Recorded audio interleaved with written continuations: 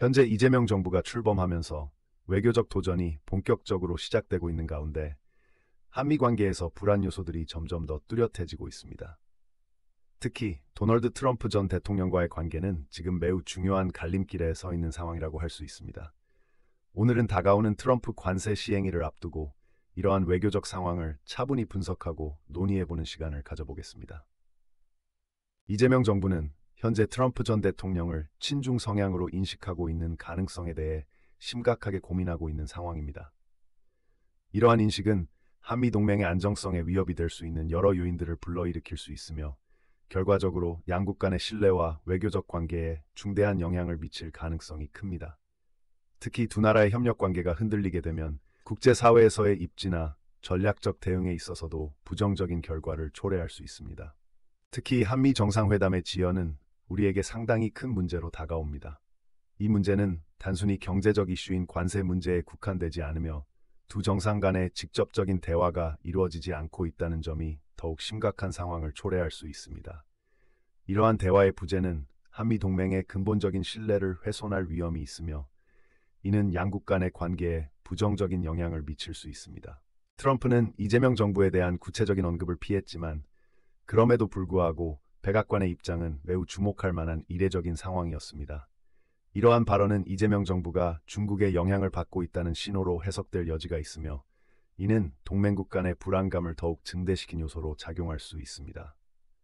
특히 국제정치 상황에서 동맹국들이 서로의 정책 방향과 외교 관계에 대해 민감하게 반응하는 만큼 이러한 발언은 향후 국제관계에 큰 영향을 미칠 가능성이 있습니다.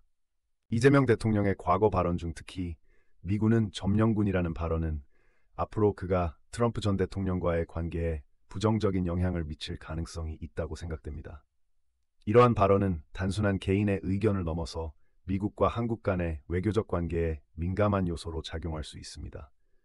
따라서 이러한 발언이 외교적 맥락에서 어떤 파장을 일으킬지에 대해 깊이 고민할 필요가 있습니다. 트럼프는 친미파로 알려진 윤석열 전 대통령과의 관계를 신속하게 구축하며 긴밀한 협력 관계를 형성했지만 현재 이재명 대통령은 그러한 관계를 맺는데 어려움을 겪고 있는 상황입니다. 이러한 상황은 이재명 정부에 대한 부정적인 이미지를 부각시키는 요인이 될 수 있으며 이는 결국 외교적인 갈등을 초래할 가능성도 내포하고 있습니다. 즉, 이재명 대통령이 국제사회에서의 입지를 강화하는 데 어려움을 겪는다면 이는 한국과 미국 간의 관계에도 부정적인 영향을 미칠 수 있습니다. 현재 한미 관계에 대한 두 나라의 시각이 크게 엇갈리고 있는 상황입니다.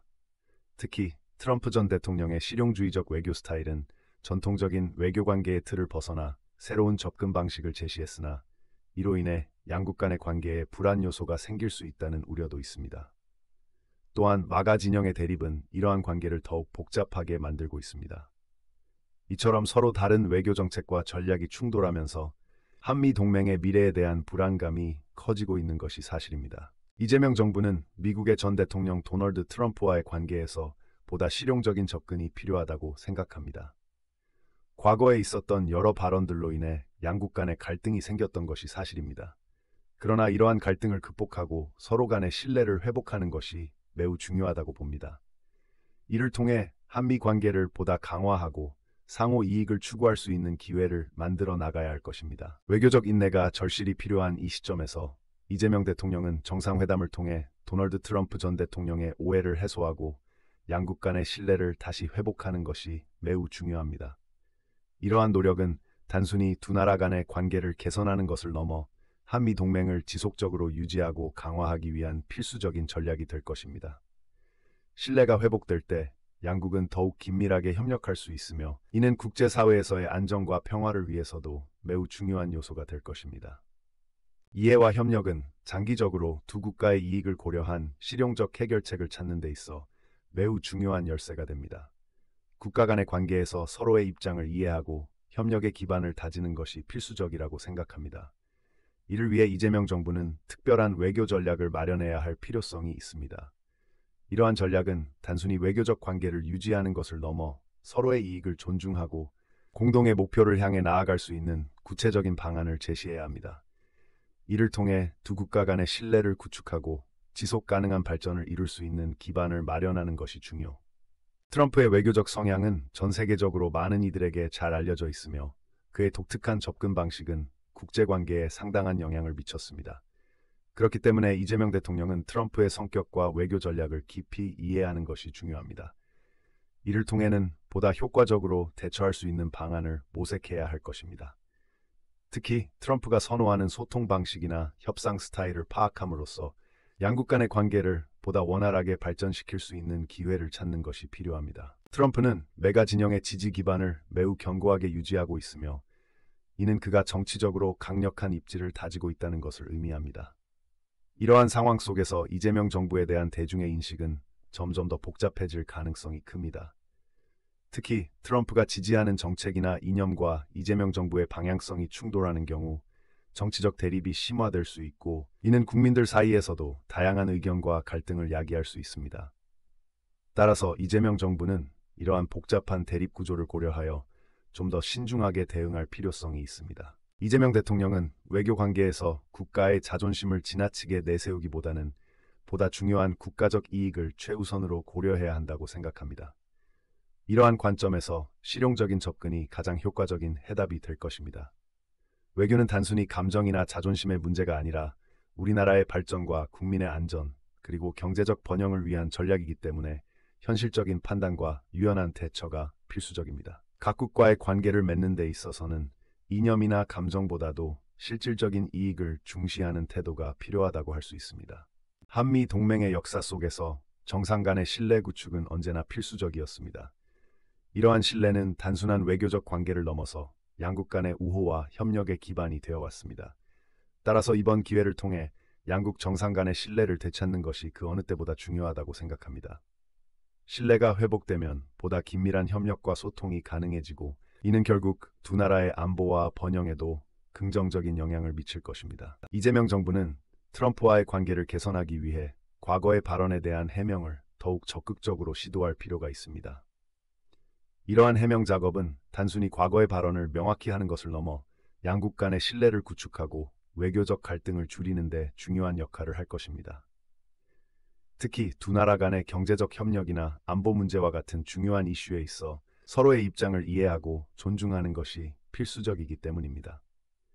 따라서 이재명 정부는 과거의 발언을 재조명하고 긍정적인 대화를 통해 관계를 개선하는 데 주력해야 할 것입니다. 특히 한국의 정치인들이 미국과 중국에 대한 발언이나 행동을 취할 때 그들이 가진 영향력은 미국 정치에도 큰 영향을 미친다는 점을 간과해서는 안 됩니다. 이러한 정치적 상호작용은 단순히 두 나라 간의 관계를 넘어서 아시아의 지정학적 안정에도 중요한 역할을 하게 되므로 그 구조를 깊이 이해하고 이에 적절히 대처하는 것이 필요합니다. 한국 정치인들의 언행이 어떻게 미국 내 정책이나 여론에 영향을 미치는지에 대한 명확한 분석과 전략이 요구됩니다.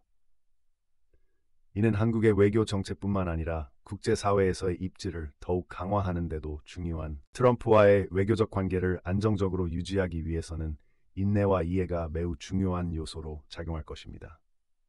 이러한 관계를 원활하게 이어가기 위해서는 단순히 감정적인 접근을 넘어서 상황을 차분하게 분석하고 전략적으로 대응하는 것이 필요합니다. 다른 국가들이 비슷한 상황에서 어떤 방식으로 외교적 관계를 관리했는지를 참고하여 그들의 성공 사례와 실패 사례를 면밀히 살펴보아야 합니다. 이를 바탕으로 우리의 전략을 세우고 보다 효과적인 외교적 대화를 이끌어내는 노력이 필요할 것입니다. 이재명 정부는 외교적 이익을 추구하는 것을 넘어서 양국 국민 간의 우호 관계를 더욱 강화하는 데에도 깊은 관심과 주의를 기울여야 합니다. 단순히 국가 간의 관계를 형성하는 데 그치지 않고 서로의 문화와 가치관을 이해하고 존중하는 노력이 필요합니다.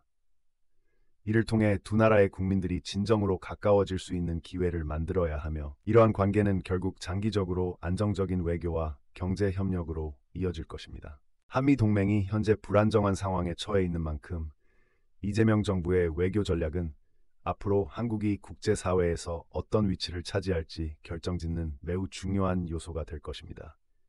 이러한 외교 정책은 단순히 외부의 위협에 대응하는 것뿐만 아니라 한국의 경제적 성장과 국제적인 협력 관계를 강화하는 데에도 큰 영향을 미칠 것입니다. 따라서 이재명 정부가 어떤 방향으로 외교 전략을 설정하고 실행해 나갈지가 향후 한국의 국제적 입지에 중대한 변화를 가져올 수 있습니다. 마지막으로 이재명 정부는 미국의 전 대통령 트럼프와의 외교적 관계를 단순한 갈등으로 바라보는 것이 아니라 오히려 이를 미래지향적인 협력의 기회로 삼아야 한다고 생각합니다.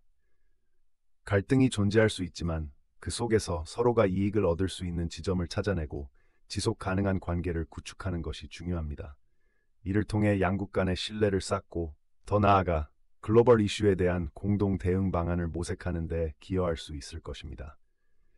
이러한 점에서 이재명 정부는 지혜롭게 외교적 접근을 강화해야 할 필요가 있습니다.